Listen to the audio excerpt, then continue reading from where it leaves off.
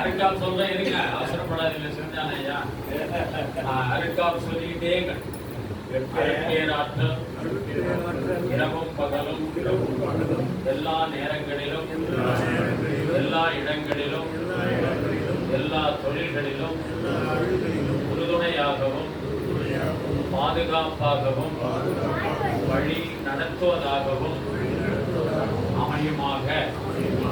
அப்படியே பெண்கள் தன்னுடைய கணவருடைய வலது கையில் இந்த கையில கட்டணும். இதே அருட்காப்பு சொல்லி அருட்பேராற்றல் இரவும் பகலும் எல்லா நேரங்களிலும் எல்லா இடங்களிலும் எல்லா தொழில்களிலும் உறுதுணையாகவும் பாதுகாப்பாகவும் வழி நடத்துவதாகவும் அமையுமாக. இப்போ கணவர்கள் தங்களுடைய இரண்டு கைகளையும் உள்ளங்கை மேல் நோக்கி இருக்கிற மாதிரி உங்களுடைய மனைவியினுடைய எதிர்க்க தன்னுடைய கையை வச்சுக்கணும். பெண்கள் தங்களுடைய கணவருடைய கை மேல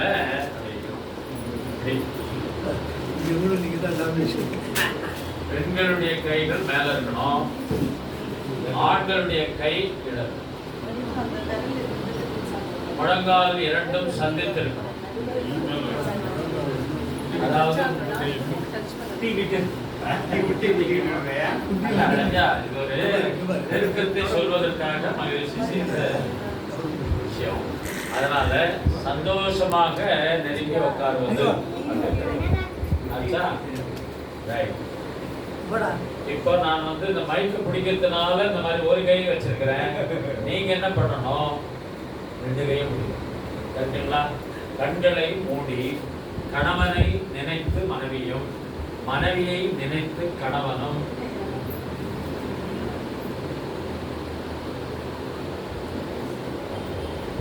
மானசீகமாக ஒருவர் செய்த நன்மைகளை இன்னொருவர் செய்த நன்மையை இன்னொருவரும் மனதார நினைத்து நன்றி பாராட்டுதல் என்று பெயருங்க. ஒரு நிமிடம் தான், 5 நிமிடம் செய்ய சொல்லியிருக்காங்க. நமக்கு அந்த அளவுக்கு டைம் இல்லை பொறுமையா.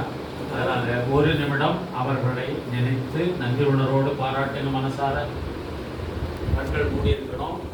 கணவனை மனைவியும், மனைவியை கணவனும் நினைத்து நன்றி பாராட்டு.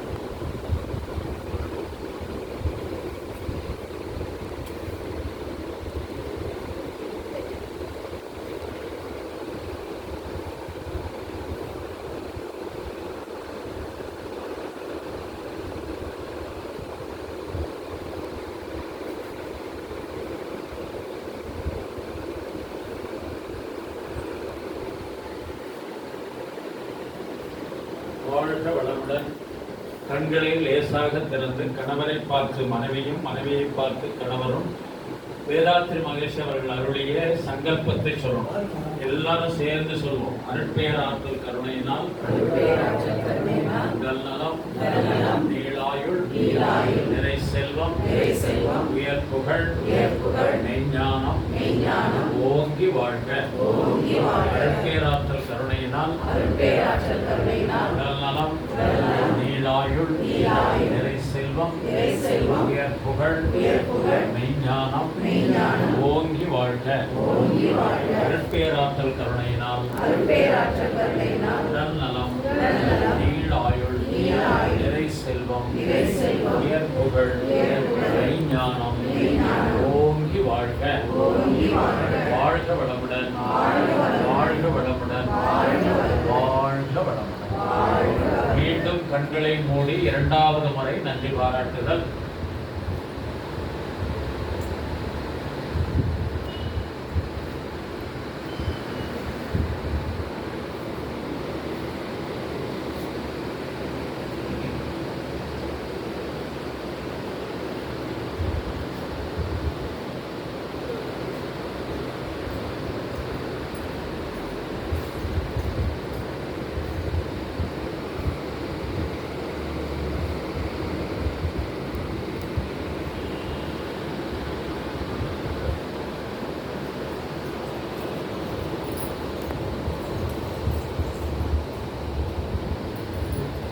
வாழ்க வளமுடன். இரண்டாவது முறையாக கணவரை பார்த்து மனைவியும், மனைவியை பார்த்து கணவரும் இந்த சங்கல்பத்தை சொல்லணும். அன்பும் கருணையுமாக அருட்பேராற்றல் கருணையினால் உடல் நலம், நீளாயுள், நிறை செல்வம், உயர் புகழ், மெய்ஞானம் ஓங்கி வாழ்க. அருட்பேராற்றல் கருணையினால் உடல் நலம், நீளாயுள், நிறை செல்வம், மெய்ஞானம் ஓங்கி வாழ்க. அருட்பேராற்றல் கருணையினால் உடல் நலம், நீளாயுள், நிறை செல்வம், உயர் புகழ், மெய்ஞானம் ஓங்கி வாழ்க. வாழ்க வளமுடன், வாழ்க வளமுடன், வாழ்க வளமுடன். மூன்றாவது முறையாக கண்களை மூடி மானசீகமாக நன்றி பாராட்டுகிறது.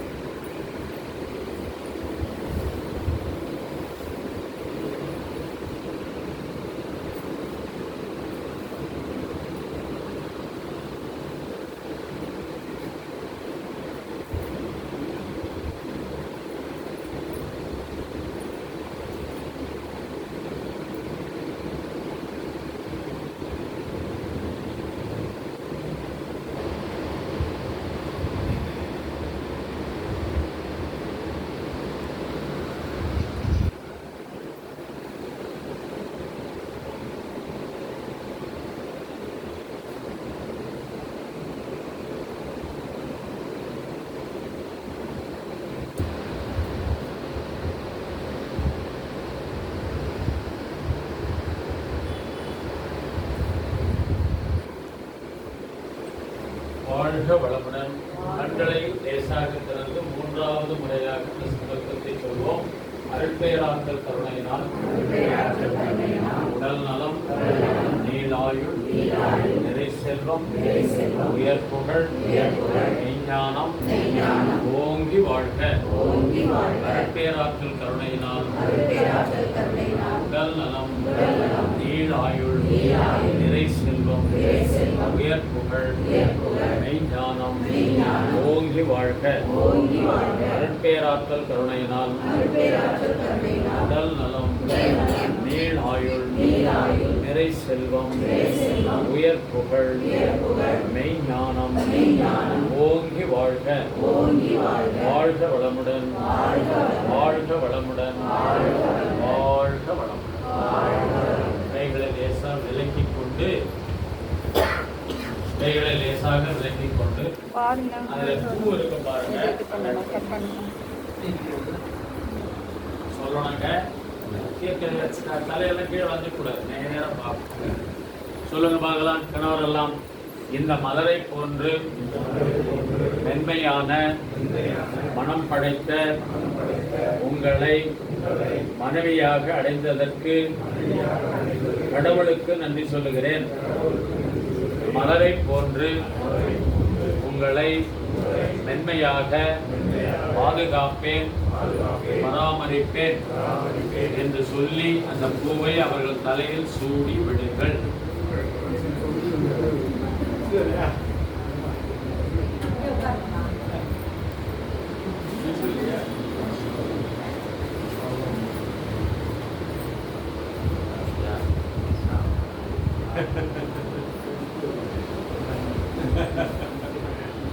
காதில் வச்சிடாதீங்கம்மா, தலையில் வைக்கணும்.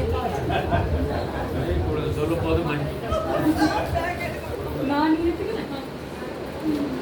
இப்போ சரியா வச்சிட்டீங்களா?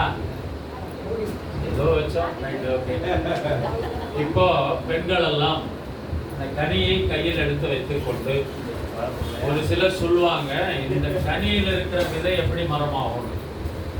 இந்த வாழைப்பழத்தை ஒரு மணலில் ஒரு கிளாஸ் தண்ணியில் மணல் கொட்டி இப்படி வச்சுட்டோம்னா இது முளைக்கும்.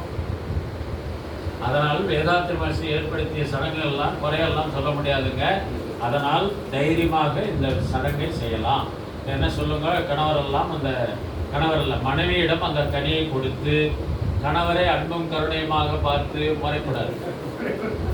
பார்த்து சொல்லுங்க, என்ன சொல்லணும் அப்படின்னா, இந்த கனியை போன்று கனிவான, யார் இருந்தாலா கனிவான அதெல்லாம் நினைக்காதீங்க, கனிவு தான்.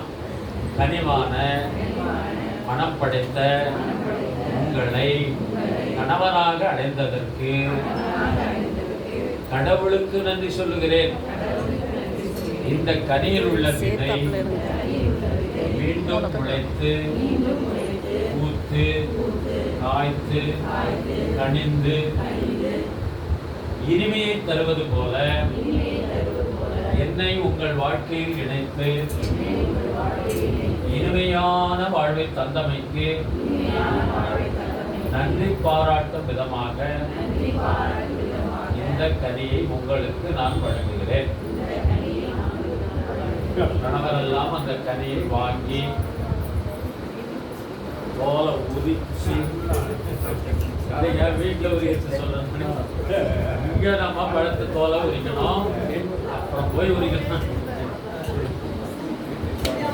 அந்த பழத்தை கையில் கொஞ்சம் இப்படி எடுத்து வாழ்க வளமுடன் சொல்லி ஊட்டி விடுங்க. வாழ்க வளமுடன். மனைவி எல்லாம் கொஞ்சம் எடுத்து கணவருக்கு ஊட்டி விடுங்க.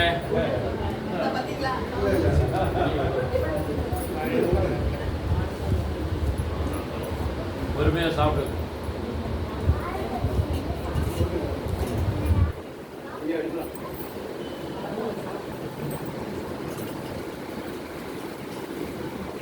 சரிதா?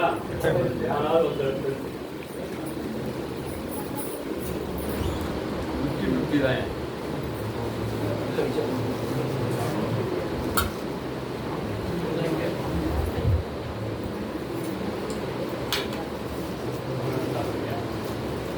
இனிமையா இருக்கா பழம்? வாழ்க வளமுடன். இப்ப கணவர் எல்லாம் அவரவர் மனைவியை அன்பாக பார்த்து இந்த கவியை சொல்லணும். வேதாத்திரி மகரிஷி எழுதி கொடுத்த கவி. நான் சொல்றேன், கணவர்களெல்லாம் தங்கள் வாழ்க்கை துணைவியை அன்பும் கருணையுமாக கண்ணோடு கண்ணு பேசும். சொல்றீங்களா? யாரும் சொல்றேன்னு சொல்ல சீக்கிரம் விட்டா போதும். பெற்றோரை பிறந்தகத்தை பிறந்த ஊரை விட்டு பிரிந்து வந்து பெருநோக்கில் கடமை அறமாற்ற பற்றற்ற துறவியென குடும்பத் தொண்டேற்று பண்பாட்டின் அடிப்படையில் என்னை பதியாய் கொண்டு என் நற்றவத்தால் என் வாழ்க்கை துணையாகி பெண்மை நலன் நோக்கில் அன்பும் கருணையும் கொண்டு மற்றவர்க்கும் தொண்டாற்றும் மாண்புமிக்க எந்த மனைவியை நான் மதிக்கின்றேன், வாழ்த்தி மகிழ்கின்றேன். நான் மதிக்கின்றேன் என்றபோது கையெழுத்து கும்பிடணும். வாழ்த்தி மகிழ்கின்றேன் வரும்போது இந்த கைகளை பிளஸ்டிங் ஸ்டேஜ்ல வச்சுக்கணும். மகிழ்ச்சி மாதிரி சொல்லுவோம். மாண்புமிக்க எந்த மனைவியை நான் மதிக்கின்றேன், வாழ்த்தி மகிழ்கின்றேன். மாண்புமிக்க எந்த மனைவியை நான் மதிக்கின்றேன், வாழ்த்தி மகிழ்கின்றேன். வாழ்க வளமுடன், வாழ்க வளமுடன், வாழ்க